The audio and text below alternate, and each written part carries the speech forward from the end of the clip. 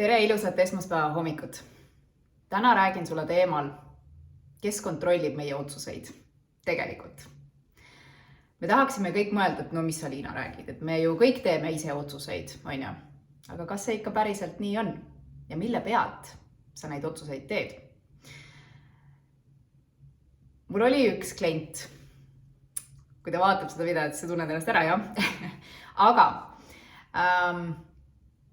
tuli minu juurde sooviga, et ta väga tahab mentorprogrammis osaleda. See tundus talle atraktiivne ja edasi.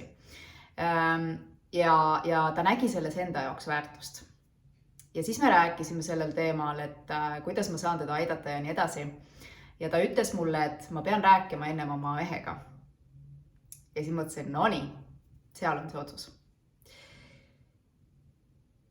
Lõpetuseks nii-öelda lühidalt kokku võetes see inimene osales programmis ja tal läks väga hästi ja see investeering tasus tema jaoks kordades ära. Aga see on vaid üks näide, kuhu me tegelikult läheme. Ma pean minema oma partneri juurde ja küsima, mida tema arvab. Aga kes siis lõppkokkuvõttes otsustab? Kas otsustab sinu partner? Kas otsustab sinu klient? Näiteks, sa oled mõelnud pikalt, et tahaksid või peaksid tõstma hinda, aga sa ei julge seda teha sellepärast, et äkki sa kaotad kliendid. Kes otsustab? Antud juhul sinu klient, kui sa ei tõsta hinda. Või siis otsustab sinu investor. Sa oled mõelnud, sa tunned enda sees, et sinul on vaja liikuda oma ettevõttega sellisesse suunda, aga investor ütleb, et ei, me peame jääma plaani juurde, strateegia juurde, mida me oleme nii-öelda siis välja mõelnud. Kes otsustab? Või siis sa kardad enda peas, et äkki investor nõuab sinult vana teekonna jätkamist. Kes otsustab? Investor sinu peas. Mul endal oli lugu, kus ma ei saanud aru sellest. See oli läheb rubriiki, et kes tegelikult omab võimu, kontrollib sinu raha. Mõned aastad tagasi ei saanud ma ise sellest aru, aga tervis hakkas jälle märku andma, et Liina, midagi on valesti, kuskil ma hoian ennast tagasi. Ja mul oli ammu olnud mõte teha midagi oma korteriga, kinnisvara investeeringutega ja ma ei teinud. Ma muudkui rääkisin sellest, ma arutlesin erinevate targemate inimestega, kas võiks või mis võiks või kas peaks müüma või peaks ikkagi hoidma ja nii edasi.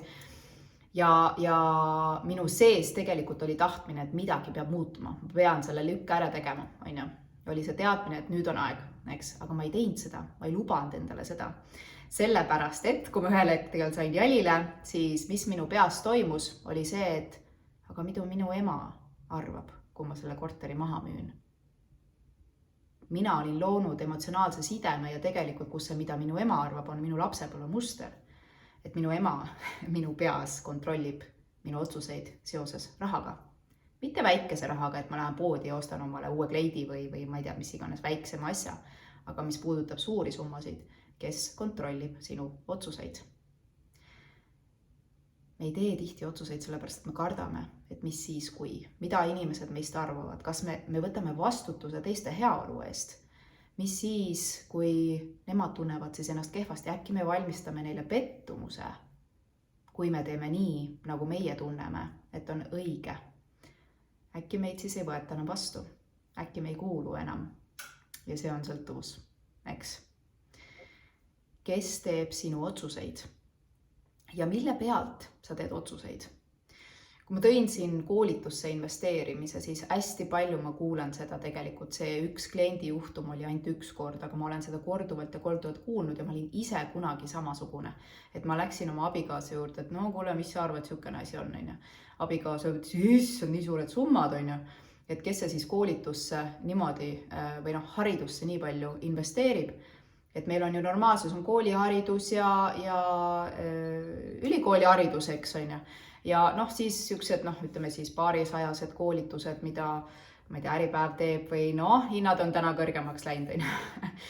Aga kui me räägime juba 1000 ligi või tuhandetes eurodes investeerimist või kümnetes tuhandetes eurodes investeerimisest, siis me ei julge teha seda otsust.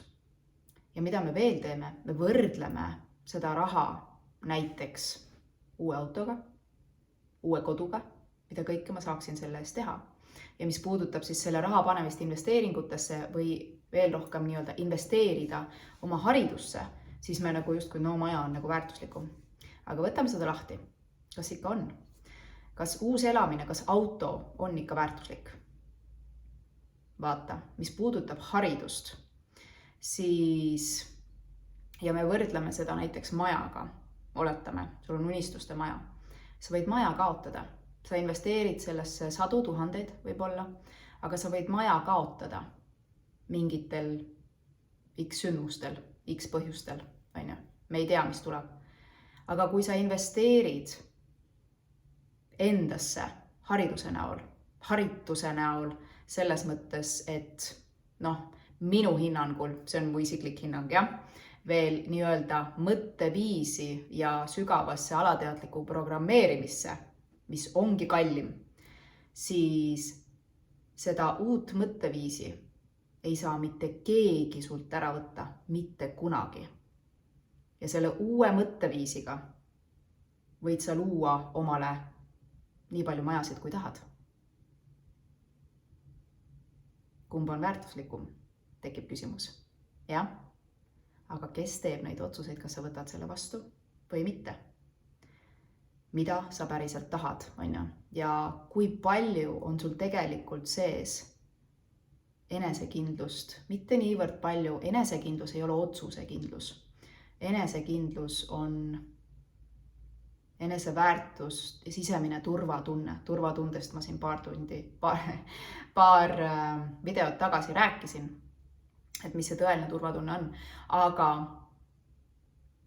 see on eneseväärtus, mille pealt sa teed siis päriselt otsuseid, sest mitte keegi teine ei näe seda, mis toimub sinu sees. Ei näe seda sinu abikaasa, ei näe seda sinu ema, ei näe seda sinu klient, või ne? Aga mida sina annad välja? Eks? Et see tuleb sulle tagasi.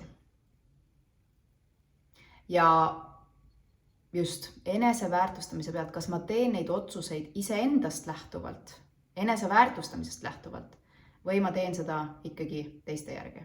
Ehk siis, kes kontrollib minu otsuseid? Kui sa tunned, et see on sinu, mis iganes see sinu sees on, mida sa tahad teha, aga sa ei julge seda otsust teha, tahaksid minna kellegi teise käest küsima, siis sul on vaja enesekindlusega tööd teha. See tähendab sügaval eneseväärtusega. Sa ei usu endasse, sa ei usalda ennast. Aga see on igasuguse edukuse alus kõigepealt. Mida rohkem sa teed otsuseid enda usaldamise pealt, seda tähendusrikum, väärtuslikum ja seda edukam võib olla sinu elu. Kui sa ei julge seda teha, siis mina võin ju siin öelda, aga soovitan siiski, kas sa kuulad või ei kuule, investeeri enda haridusse ja just nimelt mõtteviisi muutmisse, mida iganes see sinu teekonnal siis ette ei too. Aga kui sa ei muuda seda, mis siin kukla taga sind kontrollib, siis sinu elus ei saa olla muutust, on ju? Ja mõtle veel kord selle investeeringu, mis väärtus seal taga tegelikult on, eks? See on ülivõimas ja olgu, mis on kõik väljaspool, majanduslik olukord, ma ei tea, mis iganes poliitiline olukord, suhetes olukord, mitte keegi ei saa ära võtta sult neid oskusi, mida sa oma teel õpid, kui sa investeerid endasse, muutuda, on ju? Teadmisi, just nimelt seda uuel tasemel mõtlemist, see on see, mis muudab su elu. Ja kui sa oled saanud muutuda, siis elu hakkab kohe peegelduma ka. Nii et veel kord, mõtle nagu päriselt, kes teeb, kelle juurde sa tahad hakata põgenema, kui on vaja teha põgenema, siis selles mõttes iseenda juurest ära, jah? Kelle juurde sa tahad minna, küsima nõu? Miks? Ja kas see inimene, mis puudutab nõu küsimust, on ju, alati tasub nõu küsida, põrgatada korraks, aga ja siis sellisel juhul inimesega, kes on kogenud, kes on seal, kuhu sina tahad jõuda, on ju? Muus osas me läheme tihti lähedaste käest küsima, aga nende teadlikkus ei ole seal, kus sina vajad, et nad on. Selles mõttes, et jah, ja siin tulebki mängu, sa pead minema sellise inimese juurde, kelle teadlikkus on seal, mida sina tahad, et sul oleks, on ju. Et no vot, sellega võtan mõtted kokku, ehk siis pane hästi tähele, kuhu, kelle käest sa tahad nõu küsima minna ja kas see on inimene, kes teab seda. Kui mina tulen ema näite juurde tagasi, siis tema ei tegele kinnisvaraga, tema ei tea neid otsuseid. Ja kui ma sain sellest aru, et nii-öelda minu rahakatt on minu ema käes, siis sa ei saa muuta ennem, kui sa ei tea, mis sinu sees sind kontrollib. Sa ei saa seda ennem muuta, kui sa ei tea sellest. Mina sain sellest teadlikuks ja just nimelt tänu sellele, et ma olen endasse palju investeerinud ja mul on need tööriistad, kuidas ma saan teadlikuks, mis asi see mind takistab.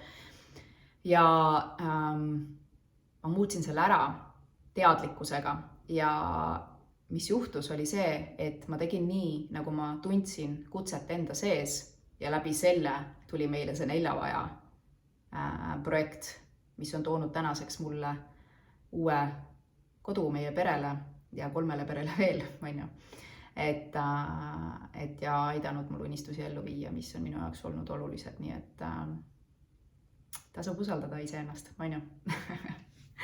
Usaldagem iseennast. Ilusat alunenud nädalat sulle. Kohtume 3 nädalal. Tšau, tšau.